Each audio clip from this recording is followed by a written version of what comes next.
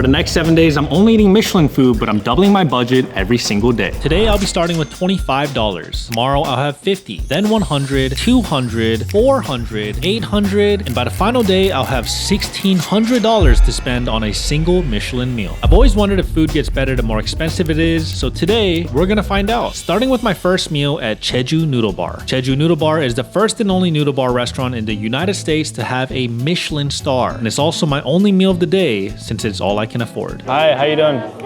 I had a res under Danny. Dang, first impression, the menu's like really sturdy. Oh, so it's kind of like an a la carte menu. Okay, so I see some options for like $25. The gochu ramen and then the family ramen. Which one do you recommend? Lobster's the way to go.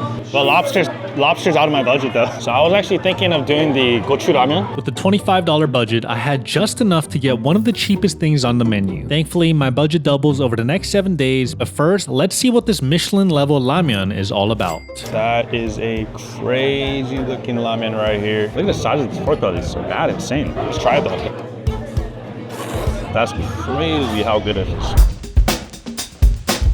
That was seriously some good stuff. I ate that so fast, I'm literally sweating right now. I don't know if you guys can see. For the amount of wood ear mushrooms, kimchi, you have a bunch of other stuff. You have pork belly in here. This is kind of underpriced. Dang, now I'm kind of regretting picking this as the first spot because I do want to order some more food. After every meal, I'll decide if it was worth the price, if I'd come back, and whether it becomes my new favorite Michelin restaurant so far. By the end of the week, we'll find out which one was actually the best, and if this was only the $25 meal, I can't even imagine what the rest of the week is gonna look like. We're off to a good start. All right, now before I forget, I should probably explain what Michelin stars actually signify. The Michelin Guide was created by the Michelin Tire Company as a travel guide to encourage people to drive more, wear out their tires, and explore restaurants along the way. Today, a Michelin star signifies that a restaurant has exceptional food worth seeking out. And fun fact, only 2 out of every 10,000 restaurants in America have a Michelin star. That's a whopping 0.02%. I'm getting hungry, let's go eat. Now for day 2, we have $50 to spend, so I found a Michelin restaurant which was opened in 1994 by a man named Danny Myers. He's a New York City restaurateur who also founded Shake Shack, so you know I had to try the Michelin level burger at Grand Mercy Tavern. Let's see if this meal is better than yesterday's. Hello, how you doing? So right away, I was taken aback by the attention to detail in the lobby. The vines climbing the walls and the beautiful flowers made me feel like I was stepping into a vineyard. I also love this open kitchen. Everything created such a welcoming atmosphere, and I couldn't wait to try the food. Very laid back, casual atmosphere. I'm probably one of the most underdressed people here with just a white t-shirt. Taking a look at the menu, it's a similar vibe to Jeju Noodle Bar, where you get to pick what you eat. Everything is a la carte, but since I have $50 to spend today, I gotta be really picky with what I want. So I'm thinking the tavern burger. Oh my gosh, that's gonna come with some potato chips, smoked onion aioli, and then we gotta save room for dessert, right? The chocolate chunk cookie. My first impression of this restaurant is that it's a chill, laid-back atmosphere like yesterday's restaurant. And after about 10 minutes, my burger was ready. The tavern burger. This is what they're famous for. Dang, look at that meat right there. Now you would think a $35 Michelin star burger would have a lot of ingredients, but instead, it's pretty simple. Oh my gosh. The simplicity of the burger actually allowed the farm-raised beef to shine. This is actually one of the most glorious bites I've had recently. A little chip with the aioli. Usually a lot of times restaurants that have really expensive burgers kind of go over the top, almost too much, like they add too many things into the burger. But this burger is so simple. You can taste the quality in the burger. When you have potato chips this thin, where it starts getting really translucent, it makes it super, super nice, airy, and delicious, crispy bite. It did not take long to eat this up. Cleared plate. But I'm only $35 in and I have $15 left for my meal. Cookie and malt chocolate milk. Jeez, look at that. Let's see how this is. Everything I'm eating during this challenge just gets better and better. So far, the cheaper meals are honestly holding up way better than I expected, which makes me wonder if the $1,600 meal is even gonna be worth it. Now, between this restaurant versus last night's restaurant, I think I'm gonna have to go with Jeju Noodle Bar. While I think the $50 spent here was well worth the price, at the end of the day, I'm taking a $25 gourmet ramyeon over a $35 burger. Wow. That was an amazing experience. Man, by day 7, this bill is going to be crazy, which is why I've been using Revolut, because I don't want to bankrupt myself before the finale. Because when I'm budgeting for a full week of just eating Michelin food, I gotta make sure I'm on top of my spending. That's why I use Revolut to track my spending in real time and set strict daily limits. So whether I'm eating at a hidden gem or a Michelin meal, I know exactly where my budget stands. Revolut is a global financial app used by over 70 million people worldwide to take the friction out of money management. You can hold, exchange, and spend over 25 plus currencies right from your phone. Revolut makes international transfers to 140 plus countries incredibly fast with low fees, which honestly to me is a total game changer. And if I'm eating with friends, Revolut makes it so easy to split the bill or send money with just a tap. Even if you don't have an SSN, you can sign up with a government issued ID and a valid US visa. So if you guys want to get started, check out the QR code on the screen or click the link in the description below. You get $40 to get started with Revolut after your first purchase. All right, now let's get back to the video. For day 3, I'm on my way to Oshimoko, a 1 Michelin star restaurant serving Mexican cuisine known for their open flame cooking and open air dining. We are here for brunch and look at this menu. We have a lot of different options. I'm about to feast. I'm mad hungry. A lot of things have very reasonable prices. That's pretty rare for a Michelin star restaurant. So I think I'm about to eat good. I asked for still water and they brought out a Saratoga bottle.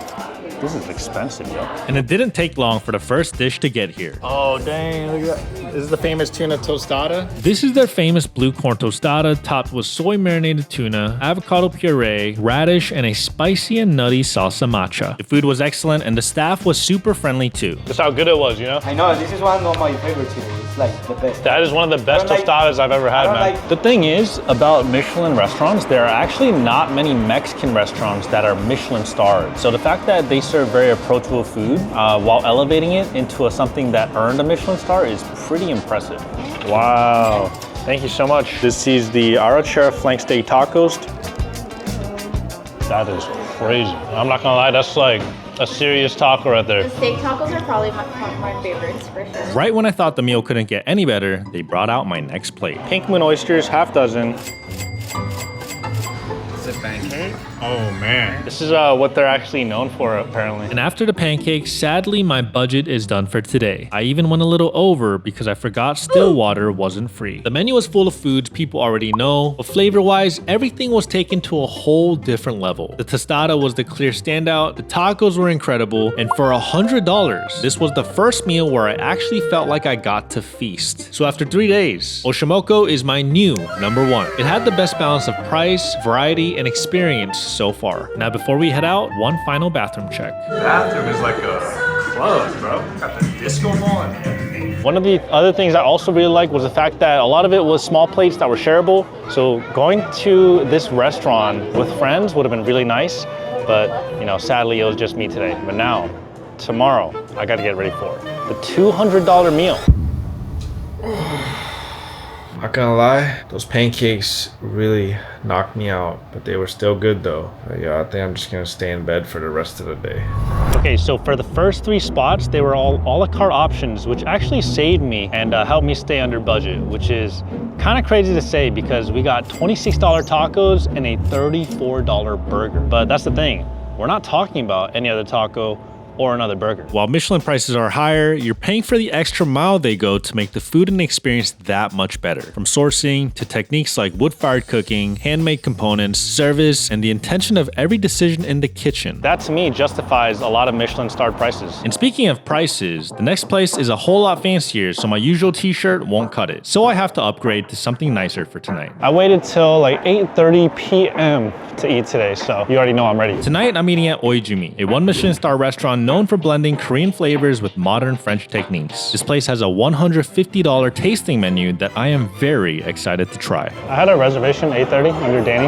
Based on the first 3 days, this is definitely a more upscale vibe. I already feel like I'm in a more luxurious restaurant. One of the coolest things walking into a Michelin starred restaurant too is being able to watch the chefs at work. I have an amazing view of the kitchen and I'm not gonna lie, This is pretty dope to see. This was the first meal that didn't have an a la carte menu, instead had a tasting menu to choose from. Ironically, for this much money, your options are more limited because the head chef has choreographed a set list of foods to experience in a specific order. But at least I get to choose what I want for each course. Got it. Okay, thank you. All right, guys, this is the 5-course menu. I'm kind of in a fish mood today just because I haven't had any fish this whole trip. Man, this all looks so good. It's crazy. Not long after I make my choices, the first course arrives. So these are our first bites. For many Michelin restaurants, the first course is typically an amuse-bouche, which are small bites designed to awaken the palate. And tonight, we have 3 to start our 5-course tasting menu. We're off to a good start. You know, a lot of people say that Michelin-star tasting menus leave diners hungry. And with this being the first tasting menu of my trip, I was honestly preparing to leave hungry until they sent me this dish.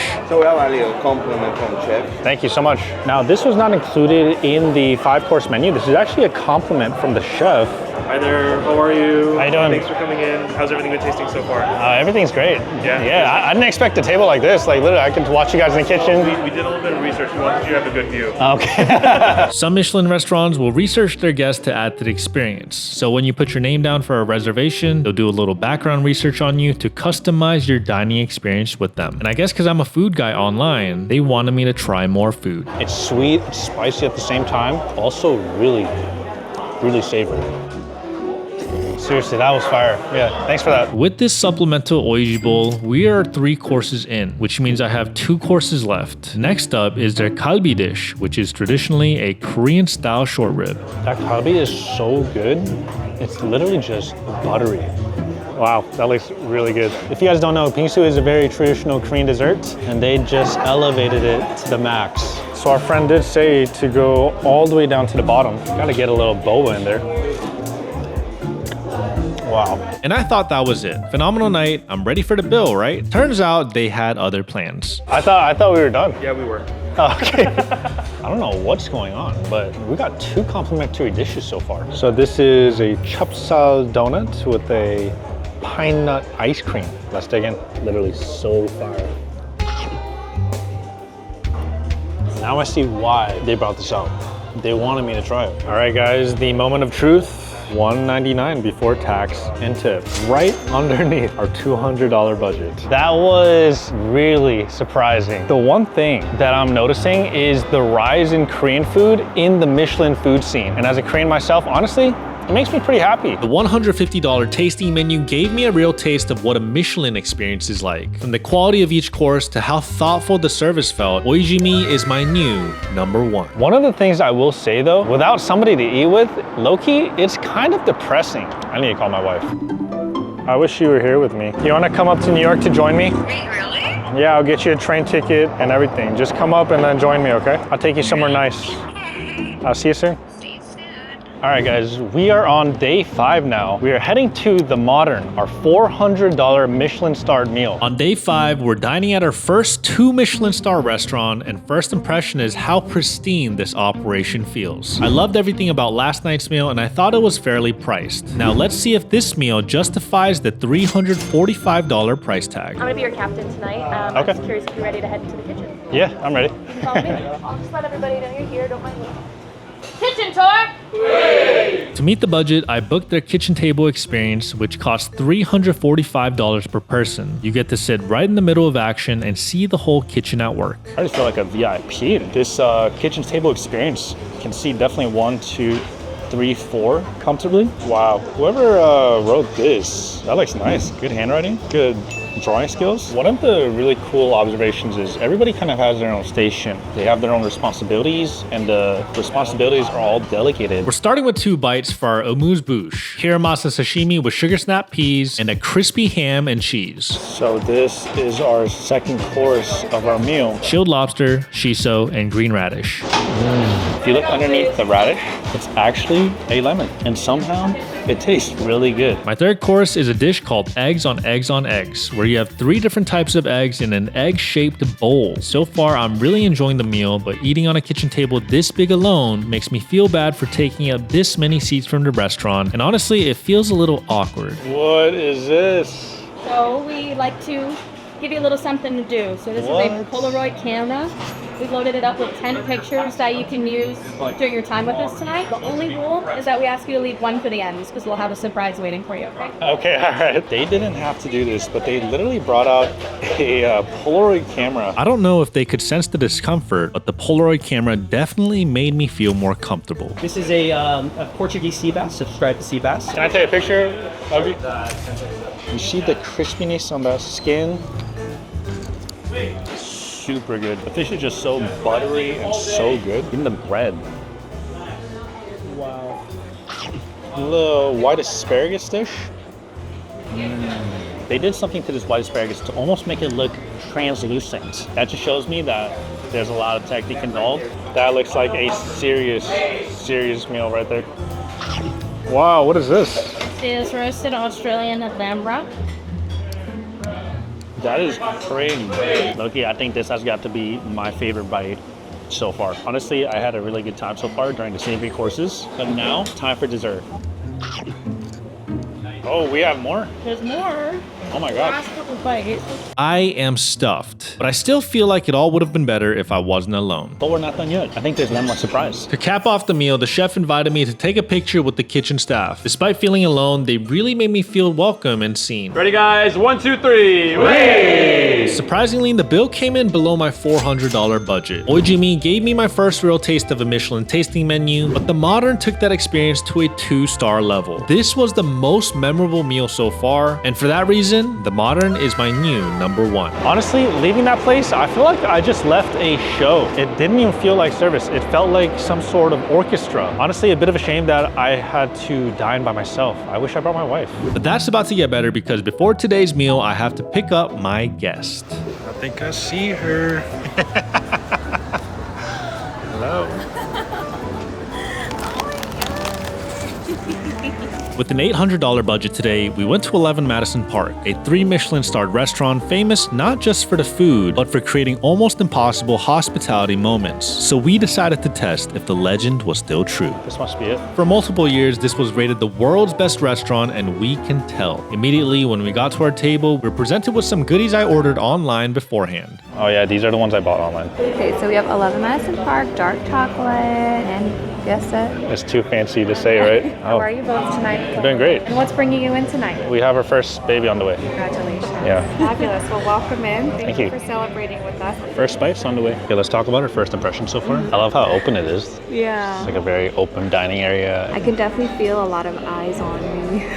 A lot of times they're watching to see if you need something. Yeah. One thing I kept hearing about 11 Madison Park is that they go above and beyond for their guests. Apparently, they have a person on staff called a Dreamweaver, and their whole job is basically to create memorable moments for diners. The story I read was that they once overheard guests from overseas saying they were leaving New York without trying a New York City hot dog. So the Dreamweaver went out, bought a hot dog from a street vendor, had the kitchen add some fancy touches, and served it to them. Ever since then, that kind of hospitality has become part of their DNA. So my wife decided to casually bring up one of her pregnancy cravings just to see what would happen. I've been really craving like pretzels, like a soft pretzel. Oh, pretzel sounds so good right now. Let's see if they picked up on our cue. Chef here actually has reinvented the tasting menu to be completely vegan, but recently they actually added in some options like lobster, other seafood as a choice. I just ordered duck, so it looks like they're adding back in proteins, which is something I'm looking forward to. Yeah, I think that's good. And now our $385 tasting menu begins. This is a radish tostada. Here we have a fermented almond ricotta and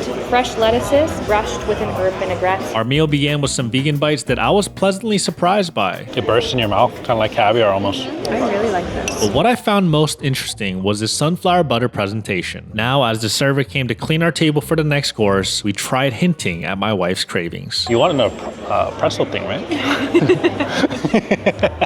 They have like mics in here somewhere. Avocado. And this is actually fish.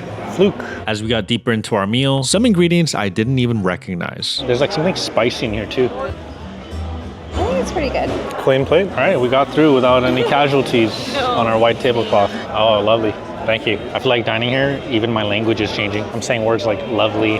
Now, throughout the night, we were eating foods with flavors that were totally complex. It's very savory. But honestly, all we could think about was whether the Dreamweaver was still around. The lobster is very sweet, and then the dandelion greens are very bitter. While I was skeptical of a predominantly vegan menu, I really respect the techniques and the flavors they managed to extract from plant-based ingredients. For example, these are seeds from a Japanese bush. It looks identical to caviar, and after marinating it in a seaweed broth, it even tasted and popped in your mouth like caviar as well. Thankfully, they did bring back some meat and seafood options, so that, plus the attention to detail in the service, and just the vibes overall made it worth it so far. You know, it's one of those things where you feel like when you go to a Michelin restaurant, it's almost like you think you don't eat enough.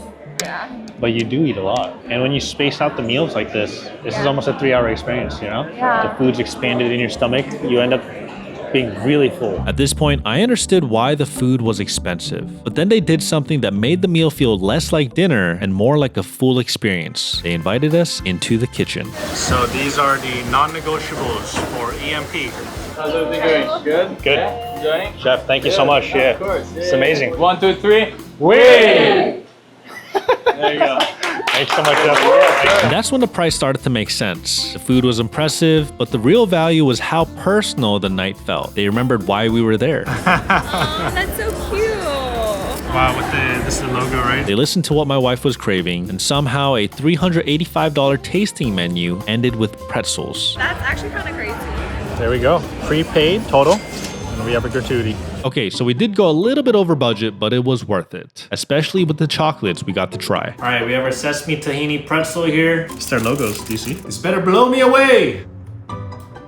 Okay, very elevated chocolate. All right, guys, we finally made it to the final day for a $1,600 budget meal. But we have one problem. My dress I bought does not fit me. So we got to get her a dress. With the new dress, we made our way to Caviar Roost, a family-run 1 Michelin star caviar house in Midtown Manhattan. And I try to fit it within the $1,600 budget, but This is supposed to be an 11-course grand tasting menu with also a caviar supplement.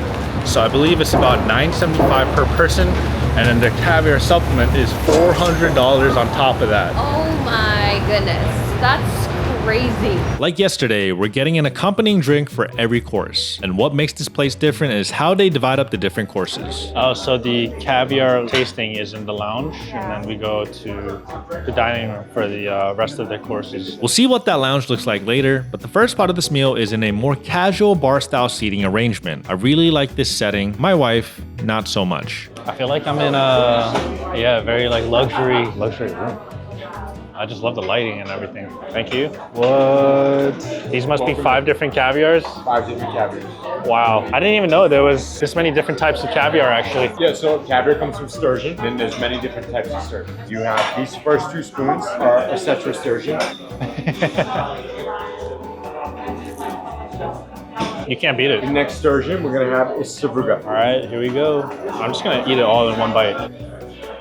Oh yeah, that's good. Yeah, a little bit more salty than the previous one. And this is a family business, right? Yeah, so we're in the caviar business. Yeah. It's my family. My father started importing caviar in the 70s. Wanted to bring a brand to the import business. Right. So we opened Caviar Roost in 1997. Really cool. Thank you for that, Chef. In this moment, I realized why Caviar Roost sounded so familiar. They actually sell their caviar in Wegmans and Whole Foods nationwide, and I've seen their product before, but I had no idea they opened a physical restaurant. This one's a lot brighter, almost like gray.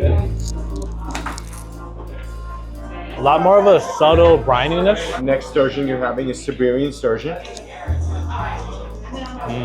That one is a lot less briny than the previous ones. What is the typical process of like actually harvesting caviar? All caviar is farm raised these days. There's no wild caviar. Yeah. Wild caviar was banned in the early 2000s. Oh, okay. The chef talks me through the process they have to go through. Caviar only comes from sturgeon, so his family harvests the eggs at their facility, sifts out the bad eggs, cleans them, salts them, and ages the eggs for at least 6 months before serving. Okay, so this last one is a Pacific sturgeon. This is supposed to be the best. I feel like it's less punchy, but it Like coat your tongue a little bit longer. At this point, it felt like I ate more caviar in one night than I had in my entire life. And then just when I thought the caviar tasting was the meal, they took us upstairs. Oh, we're gonna go up an elevator. So where we're actually going up to is the original restaurant. Now this is where it's at. Way more of a private setting for us to enjoy the rest of the meal. They showed us around the original restaurant, and it kind of feels like I'm dining in some sort of museum. And they gave us a seat right in front of the chefs making our food, and we started with this beautiful caviar butter. And then they got onto the courses again. We started with the glass noodles with the Hokkaido turnip and the radish exo sauce. That's really good. We got some really beautiful dishes like this tuna tartare, and honestly, I felt kind of bad breaking into this. Very vibrant in color. I've never had so much caviar in my life. Even my wife was starting to feel full. Okay, white chocolate souffle. Don't be shy for it, please. So fluffy. At this point, I couldn't even remember how many different courses we had throughout the night. I was getting stuffed, but now it's time to see the damage. Don't judge me. I did go a bit over budget with this one, but was it worth it? Well, my wife has her thoughts. That was so expensive. I was shocked. It's just not in our budget. I don't think it's gonna ever be in our budget again. There are some meals that are catered to a specific audience. Yeah. And honestly, this whole thing, it's definitely out of my price range. To be eating like this is insane. I started this video to find out what I could get at Michelin-starred restaurants with the budget that expanded throughout the week. My total spend this week after tax and tip came out to be $5,630.42. That's crazy. And while the higher price tag didn't necessarily mean the food was better, I will say, in general, it led to a more memorable experience. If you've ever thought about dining at a Michelin-starred restaurant, I would encourage you to try it, especially if there's a special occasion you're celebrating for. Because dining isn't just about eating good food, it's about connecting with people you care about.